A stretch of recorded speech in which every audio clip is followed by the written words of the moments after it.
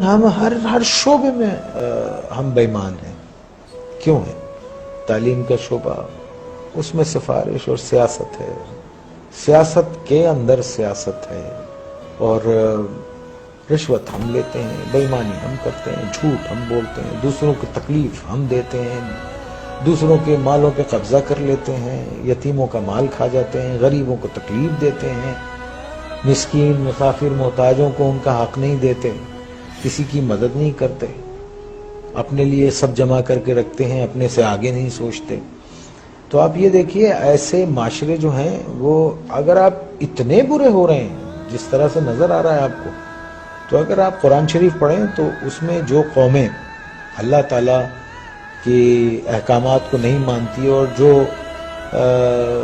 ان سب چیزوں میں نافرمانی میں جب بہت آگے چلی جاتی ہے تو اللہ نے کہا ہے میں ایسی قوم کو تباہ کر دیتا ہوں اور پھر ان کی جگہ دوسرے لوگ لے آتا ہوں. اللہ کہتا ہے کہ میرے لیے یہ کام کوئی مشکل نہیں ہے. جو لکھ پتی ہے وہ کروڑ پتی ہونا چاہتا ہے، جو کروڑ پتی ہے وہ اربوں پتی ہونا چاہتا ہے، جو اربوں پتی ہے وہ اس سے زیادہ پیسے والا ہونا. ایک آدمی جس کی تنخواہ 12,000 روپے مہینہ ہے، اس کے گھر کے اخراجات 80,000 روپے کے ہیں. یہ کون سی سائنس ہے آپ مجھے بتائیے کہ وہ اس کو پورا کرتی ہوگی؟ اور یہاں 60% لوگ ایسے ہیں جن کی تنخواہیں اتنی ہیں، لمیٹڈ ہیں، اور ان کے اخراجات جو ہیں.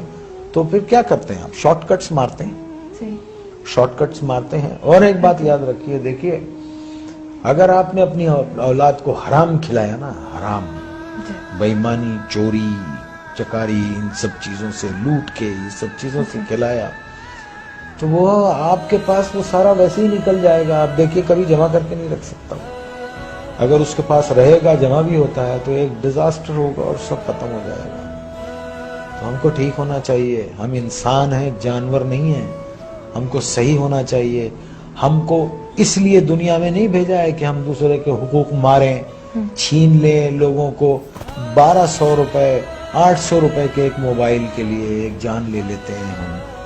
کبھی وہ تنہائی میں بیٹھ کے وہ سوچتے نہیں ہوں گے کہ ایک انسان کی زندگی جب وہ پیدا ہوتا ہے تو وہ گوشت کا لوتھڑا ہوتا ہے، پھر وہ انسانی فارم میں آتا ہے، پھر وہ دنیا میں آتا ہے بے سہارا، بے بس. ماں اس کو 9 مہینے پیٹ میں رکھتی ہے، پالتی ہے، پھر وہ گرم سرد کا مقابلہ کرتا ہے اور بڑا ہوتا ہے، چوٹیں لگتی ہیں، دھوپ ہے، بارش ہے، اور پھر ایک آدمی اس کو ایک 500 روپے کے موبائل کے لیے اتنی تک و دو سے پلنے والے بچے کو گولی مار کے چلا جاتا ہے.